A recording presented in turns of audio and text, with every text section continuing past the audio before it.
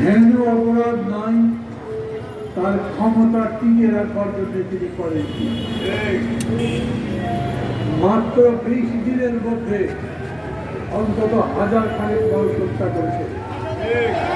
তার সম্পর্কে এই ব্যাপারে যত কম বলবেন তত নিজের মন ভালো থাকবে, যত তার বিরুদ্ধে বলবেন ততই মনের মধ্যে আগুন সৃষ্টি হবে। মানুষ এত প্রসন্ন হতে পারে, কিন্তু মনে করে এই কিছুদিন আগে, এমনকি গত মাসের 5 তারিখ, সে মাসের 5 তারিখের আগেও অনেক মানুষই মনে করতে শেখ হাসিনাকে পরাজিত করা যাবে না। অথচ প্রায় 5 দিনের মধ্যে সরকার হাওয়াই দিয়ে গেছে। আমি আমার কথা বলার শুরুতেই, যদিও কথা খুব লম্বা করব না, কথা বলার শুরুতেই এই আন্দোলনের যিনি সবচেয়ে বড় ব্যক্তিত্ব শহীদ আবু সাইদের প্রতি গভীর শ্রদ্ধা জানাচ্ছি। বাংলাদেশে কেন, বাংলাদেশ, পাকিস্তান, ভারতবর্ষে এইভাবে গণতন্ত্রের লড়াইয়ে একেবারে সরাসরি বুক চিপিয়ে জীবন দেওয়ার উদাহরণ আর নেই। এক নূর হোসেন ছিলেন, যিনি এরশাদ বিরোধী আন্দোলনের সময় বুকে পিঠে স্বৈরতন্ত্র মুক্তিবাদ, স্বৈরতন্ত্র নিপাত গণতন্ত্র মুক্তিবাদ বলে রাজপথে নেমেছিলেন এবং গুলিতে মৃত্যুবরণ করেছিলেন। কিন্তু আবু সাইদ জানতেন উনি যাদের সামনে দাঁড়াচ্ছেন তাদের হাতে বড় অস্ত্র আছে।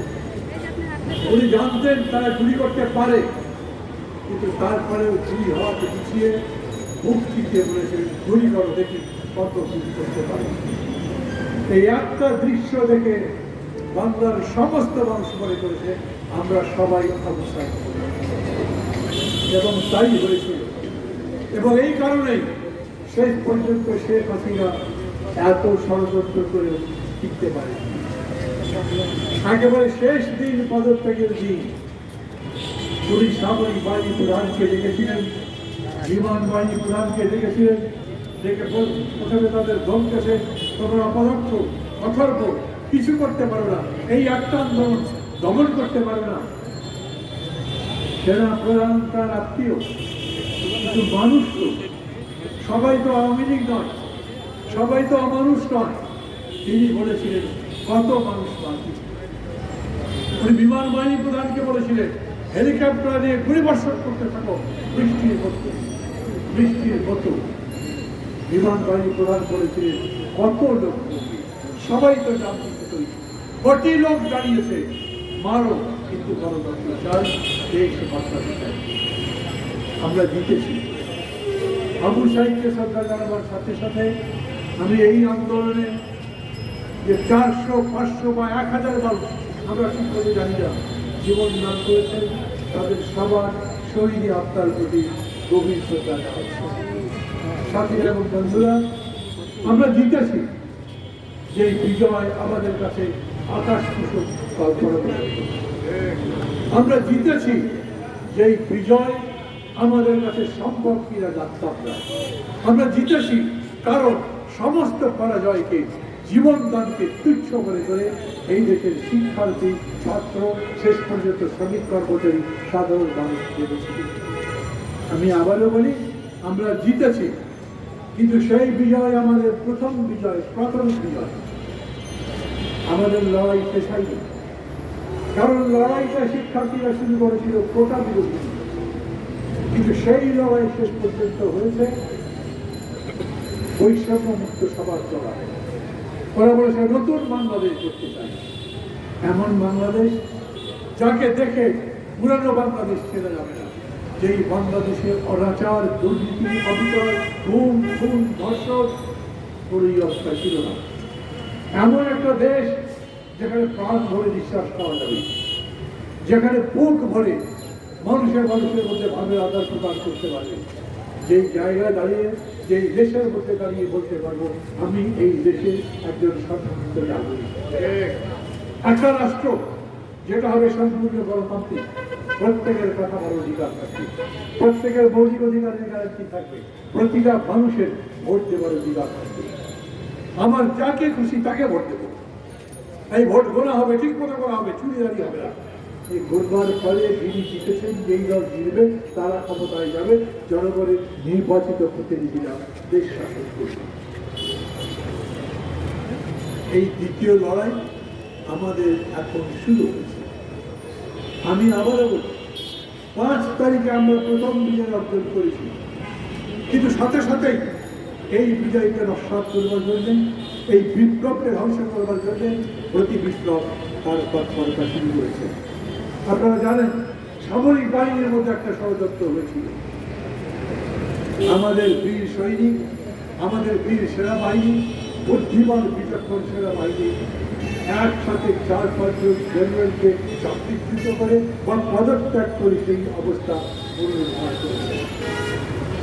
হাইকোর্টের মধ্যে বিচারপতি যারা বিচারের মধ্যে খবরে যতদিন চাকরিতে ছিলেন, যেমন অবিচার করেছেন, তারা একটা কু করবার চেষ্টা করেছিল, যাকে জুডিশিয়াল কু বলা যায়। তারা রায় দেবে শেখ হাসিনা এই বৈধ।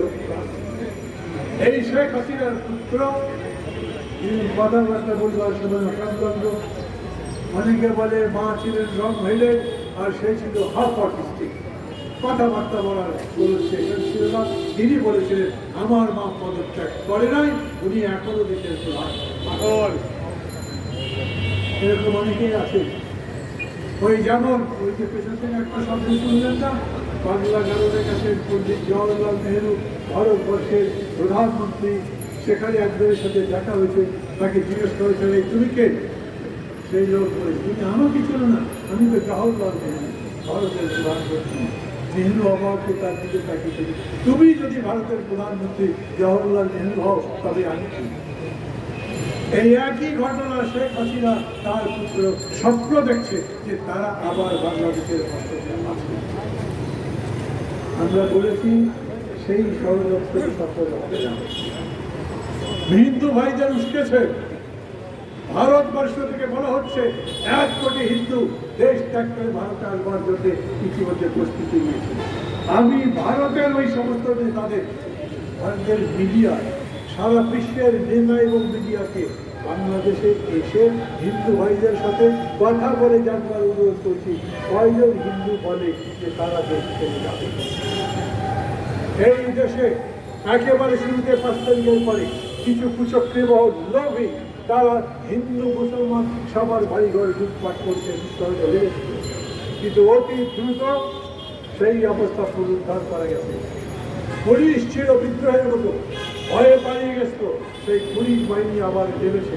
আর এইবার দেখেছে পৃথিবীর বুকে বাংলাদেশের তরুণ শিক্ষার্থী এবং মেয়েরা প্রমাণ করেছে ট্রাফিক পুলিশ ছাড়াও রাস্তা ঠিক মতো চলতে পারে।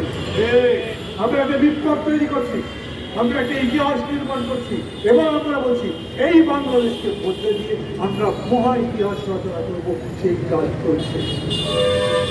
কিভাবে হবে সেটা অনেকেই প্রশ্ন করে।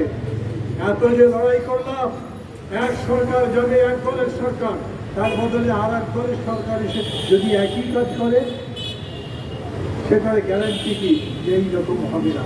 আমরা সেই গ্যারান্টি নির্মাণ করতে চাই যাতে জনগণের অধিকার কখনোই শাসক স্বৈরাচার দখল করতে না পারে।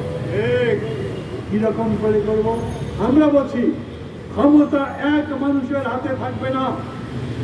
যতদিন গত 15 বছর শাসন করেছে আওয়ামী লীগ, সমস্ত ক্ষমতা ছিল শেখ হাসিনার হাতে। আওয়ামী লীগের আর কোনো নেতার কাছে কোনো ক্ষমতা ছিল না। কিন্তু আমরা ক্ষমতাকে এমনভাবে ছড়িয়ে দিতে চাই যেমন রিক্সা চালক রিক্সা চালাচ্ছেন, তার নিজের জীবন নির্ভর করবার স্বাধীনতা থাকে, ক্ষমতা থাকে। আমরা আমাদের গঠনতন্ত্র শাসনতন্ত্রের মধ্যে যদি জনগণ সকল ক্ষমতার বাড়ি, কিন্তু জনগণের হাতে কোনো ক্ষমতা থাকে না, ওরা ভোট দিতে পারে না, ভোট আরেকজন কেড়ে নেয়। আমরা সেই অবস্থা তৈরি করতে চাই যাতে সত্যি সত্যি জনগণ ক্ষমতার বাড়ি হয়। ওই গ্রাম থেকে চলে আসে মামলার জন্য ঢাকার হাইকোর্টে। আমরা বলতে চাই বিচার ব্যবস্থা জনগণের দরজায় নিয়ে যাবো, গ্রামের মানুষ আছে তাদের জায়গায় বসে তাদের বিচার পায়, তার ব্যবস্থা করতে হবে। মনে করে দেখেন, এই জন্য আমার পুরো বিচার ব্যবস্থা ঢেলে সাজাতে হবে। এই জন্য এই সচিবালয়ের যে ব্যবস্থা আছে তা ঢেলে সাজাতে হবে। এই জন্যে চাকরি দিচ্ছেন যে সেই ব্যবস্থা যে কোটা নিয়ে কথা হয়েছিল সেইখানে যেন বৈষম্য না হয় তার ব্যবস্থা করতে হবে। আমাকে পুলিশ বাহিনীকে ঢেলে সাজতে হবে। এই পুলিশ বাহিনী যাতে জনগণের সত্যিকার বন্ধু হয়, জনগণের উপরে নির্যাতন না করে, সেই রকম করে পুলিশের মধ্যে চাকরি বিধান, নিয়ম, নিষ্ঠা এবং কর্তব্যপরতা নিশ্চিত করতে হবে। এক কথাই বলতে চাই, এই দেশের সাল বছর সব থেকে নতুন একটা দেশ,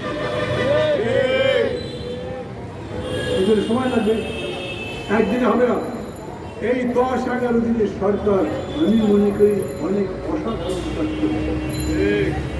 বিচার ব্যবস্থায় যে সমস্ত বিচারক বিচারের নামে এত বড় অন্যায় করেছেন তাদের সবগুলোকে পদত্যাগ করে চলে যেতে হবে। একদিনের মধ্যে 4 জন নতুন আপিল বিভাগে বিচারপতি নিয়োগ করা হয়েছে। আপনারা দেখেছেন পুলিশ আবার ডিউটি করতে শুরু করেছে, রাস্তায় আবার ট্রাফিক আসতে শুরু করেছে, স্কুল কলেজ বিশ্ববিদ্যালয়গুলো খুলে দেওয়া হবে সেই ব্যবস্থা করা হচ্ছে। সবাই যাতে আবার বলি দুধ ভরে শ্বাস নিতে পারেন, পেট ভরে খেতে পারেন, নিশ্চিন্তে ঘুরতে পারেন, জীবনের জন্যে ক্ষুধার জন্যে অন্য বস্ত্র, শিক্ষা, চিকিৎসা, বাসস্থান সব কিছুই যাতে গ্যারান্টি করা যায়। জিনিসের দাম কমাতে হবে, একদিনে কমাতে পারবে। আমি সরকারে নাই, আমি এই সরকারে আছি যে তা নয়, কিন্তু তারপরে আমি বলি এই সরকারের কাজ হলো সেটা। তিনি শুধু নির্বাচন করবেন যেন প্রকারে, তারপরে আগের অবস্থা ফিরবে, এইরকম অবস্থা আমরা চাই না। আমরা চাই এমন একটা নির্বাচন হতে হবে যেই নির্বাচনের সত্যিকার জনগণের শাসন প্রতিষ্ঠা পায়।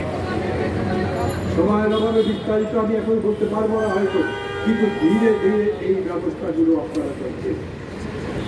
ডক্টর ইউনূস যিনি এখন এই সরকারের প্রধান, তিনি বলেছেন আমরা দেশটাকে এমনভাবে করতে চাই যাতে একটা পরিবারের মতো করে।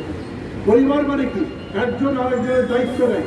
বাবা যখন সন্তানের দায়িত্ব নেয়, সন্তান বড় হলে বাবার দায়িত্ব নেয়, সন্তান বড় হলে ছোট করে বিয়ের ব্যবস্থা করে, পরিবার পরস্পরকে ভালোবাসে। কিন্তু এই পরিবারের মধ্যে যদি একজন ভাই গুন্ডা, খুনি, রাজারি করে বেড়ায় তাহলে উনি আমার এই পরিবারে আসতে পারে।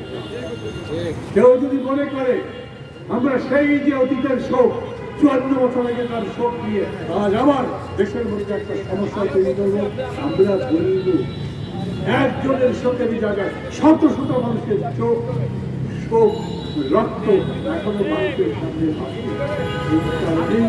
আমরা বলি কোন ধরনের বিশৃঙ্খলা সৃষ্টি সরকার কি দুর্নীতি করছে? চোখ রাখে। সরকার কি জনগণের উপরে অন্যায় করছে? চোখ রাখে। যতক্ষণ পর্যন্ত তারা ঠিক কাজ করবে আমরা তাদের সাথে আছি। সেনাপ্রধান বলেছে, এই সরকার বলেছে, অন্যান্য বুদ্ধিজীবীরা বলেছে, আমরা ওই পরিবর্তনের জন্য এই অন্তর্বর্তী সরকারকে স্বপ্ন দেখে সেই দেশ, সেই রকম সময় যেখানে সত্যি সত্যি মানুষ সুখী বোধ করে, সেই রকম একটা দেশ যেই জায়গাতে প্রত্যেকটা মানুষ গড়ে তুলতে পারে এই দেশ আমার, এই দেশে আমি যে আছি এটা আমার গর্ব, এটা আমার অহংকার, এবং এই দেশের মতো সুখী দেশ আসবে। আমাকে এখন চাকরির জন্য, বেতনের জন্য মধ্যপ্রাচ্যে যাওয়ার চিন্তা করতে হবে না, দেশ ছেড়ে বিদেশে যেতে হবে না। সেই রকম একদিনে হবে সে কথা বলছি না, কিন্তু সেই দেশের সাথে আমরা আমাদের সিঁড়ি নির্মাণ করতে থাকবো, একটা একটা করে সিঁড়ি নির্মাণ করে আমরা সেই উচ্চতায় পৌঁছাবো। এই প্রত্যয় আমাদের প্রত্যেককে দেশে আজকে যারা এই অনুষ্ঠানের আয়োজন করে